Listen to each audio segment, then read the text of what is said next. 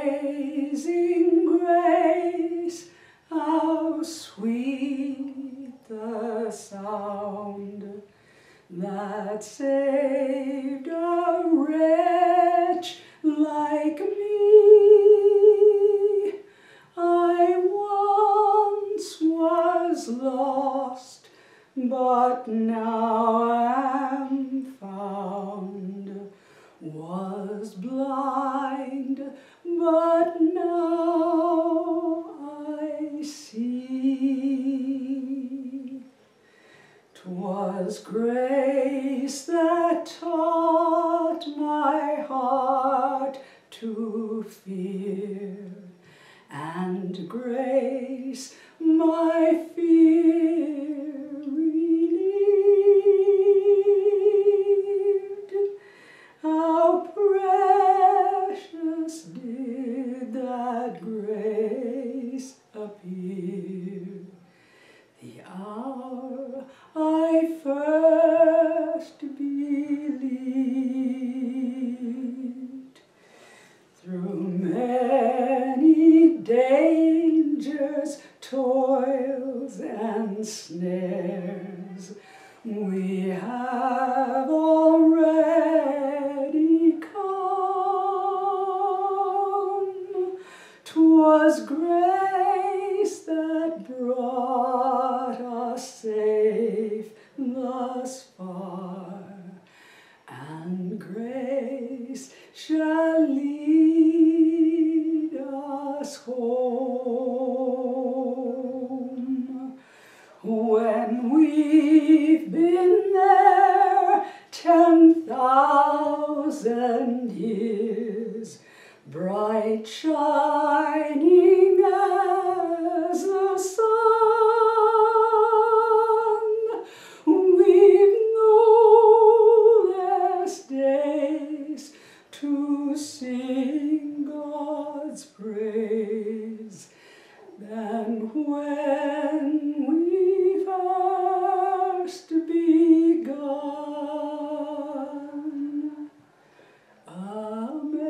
Amazing grace, how sweet the sound that saved a wretch like me. I once was lost, but now am found, was blind, but now I see.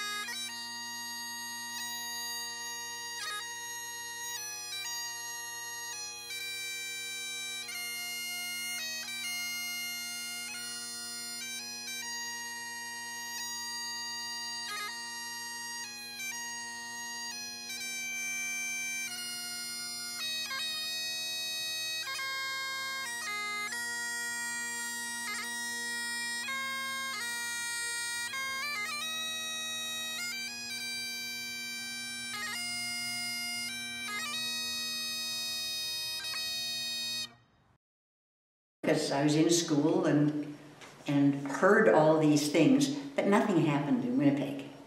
As school kids, nothing outside of, you know, your own reality really matters. So there was one fellow on our street that I remember who did not come home. But it, you know, it was too far away. He was probably 5 or 8 years older than me, and I mean, I felt badly, but I didn't really know him. Yeah. It's like right now people talking about COVID. You know, if you don't know someone who's either got it and been very sick or died, it's not as scary or as horrible to you. And I saw an ad, join the Air Force. Oh. Never have to worry about money or clothing or security again. That That's what it said. And see the world. I went right down and signed up. Oh my word! And Wow. it met all my needs. Wow. You know, because it did. I didn't have to worry about all the things problems that were at home. You know, and that's what I did. Well, there you go. And you know, once you sign on the dotted line, you're finished. And I was outfitted in my clothing and everything like that. And I was sent to St. John, Quebec for the start of basic training. Wow. From my own little home in Winnipeg with my sisters. Basic training was one of those great big military buildings. 80 women in one room. Oh. It was a rude shock. Oh. I was stationed here in Calgary, in East Calgary. And you're not from Calgary, are you? No. No. Unfortunately. Yeah, in where Glamorgan is, south of there, used to be a big airport, and it was an Air Force station. Wow. And it happened to be a supply depot, and I was supply tech, so that's where I was stationed. And Frank was a firefighter, and his fire hall was near the station. Okay. And sometimes, you know, the firemen would come over to the pub at the Air Force station for a beer after work. At any rate, Frank came over to the pub to have a beer one night with one of the guys. I chased him till he caught me. While I was still in the Air Force, Frank and I got married, and then I got pregnant. Okay. Which was kind of a dumb thing to do. But anyway, military service, whether it's cadets or otherwise, is really, really good for kids. You know, it teaches discipline, it teaches respect, teaches a whole lot that you can't really get in any other way. Like Frank was active Navy, and he rarely spoke about the war. His story about the war was he spent the war chipping ice because he was in the North Atlantic. Oh my word. And, you know, and other things. There was the odd tale came out, but most of it, I learned about a lot of different pubs in England, Ireland, and Scotland. Like, he was in the North Atlantic from 39 to 45. It was the longest battle in the Second World War, the Battle of the North Atlantic. Yeah, he said he was never so cold in his life. Oh my God. He was a firefighter in the Navy. Okay. And he was a torpedo man. And so he was also the ship's electrician. You know, they were sub hunting all the time. And when they got near convoys that the subs came closer, then he was upstairs and he was with the torpedoes and the depth charges. In terms of war stuff, he told me that his first hit, when he fired a torpedo and hit, and the ship exploded. Wow. And everybody's cheering him, you know, big deal. And he looked at it, and the ship was getting closer and closer so they could make sure that it went down. And Frank looked at the debris and all that kind of stuff, and he just threw up on the deck and started to cry and went downstairs. And he just, you know, he was a soft-hearted guy, and it just devastated him that he was responsible. There was probably 200 guys on that ship, you know, Wow. and he killed them all. I can't. That was his job, but it didn't, you know, it didn't feel good. A lot of military folk don't talk about it that much. You know, they're not pretty stories, and whether you're, you know, in front of the gun or behind it, it's not a pretty story one way or another. And so I remember, you know, Remembrance Day as a kid in school. Actually, I won a poetry contest, and you know, what a thrill. Yeah. And it's always been a part of my life. And long before I met Frank, and then after I met Frank, well, it became more so. And what did it mean celebrating it with him? Did it mean anything to you celebrating? Oh, I was so proud. Oh. Yeah.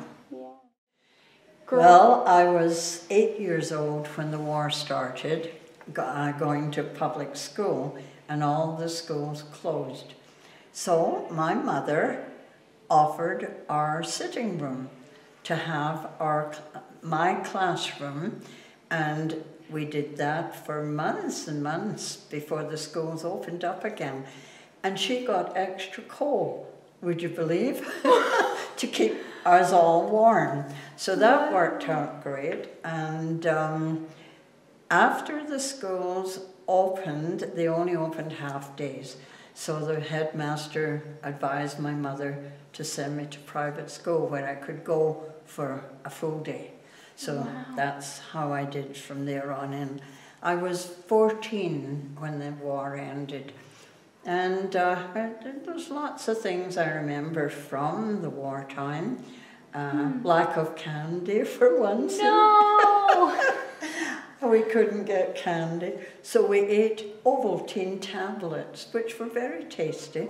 My dad had served in the First World War, and during the Second World War, both of them worked because all the young people went to fight.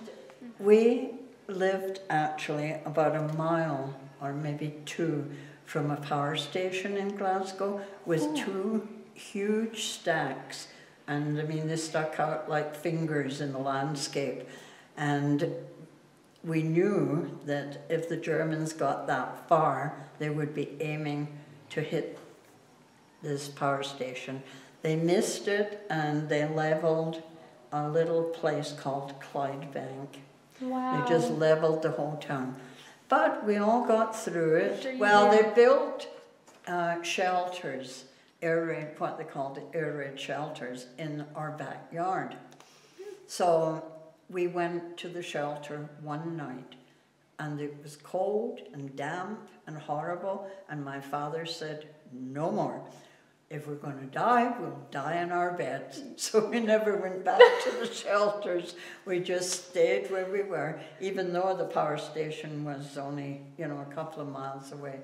But I guess we had faith, and that carried us through too. Yeah.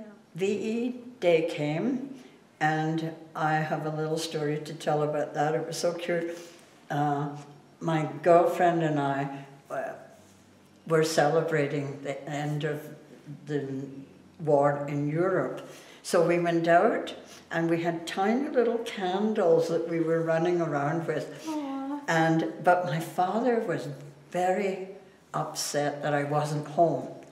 Because people get all excited during a time like that.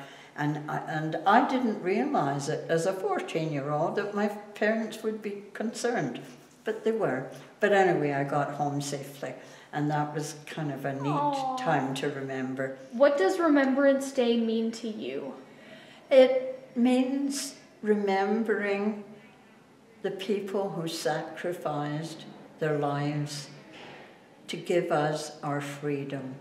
And sometimes we forget and don't appreciate the freedom that we have, but when you look around the world and see the tragedies that go on, the wars that still go on, we are very blessed to live in Canada. Very very blessed. Mhm. So I find that Remembrance Day is really special. Mhm. Just for us all to stop and think. Mhm. And think about those people who died and all the loss of lives for war. War is horrible, just is horrible. So that's really, you know, I love coming to services. I know we're not having one this year, but we'll do it in our own way, I guess. Absolutely. And still stop and remember those people. Absolutely.